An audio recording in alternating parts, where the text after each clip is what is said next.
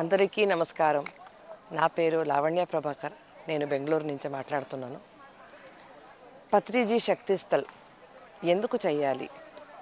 ఈ భూమిపైన ఎంతో శక్తి స్థలాలు ఉండవి, పుణ్యక్షేత్రాలు ఉండవి కదా. మీకు అందరికీ తెలుసు.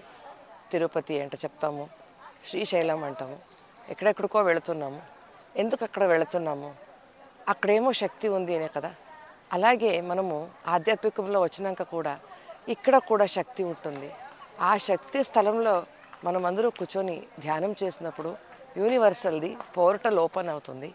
అక్కడ ఇంకా కాస్మిక్ ఎనర్జీ ఎక్కువగా ఫ్లో అయ్యి ఆ ఏరియా అంతా కూడా ఎక్కువగా ఎనర్జీని ఇంకా నిండిపోయి ఈ క్లెన్జింగ్ అనేది ఏమి మనం చెప్తాము భూమాతకి కావాలనో అవంతా జరుగుతుందన్నమాట.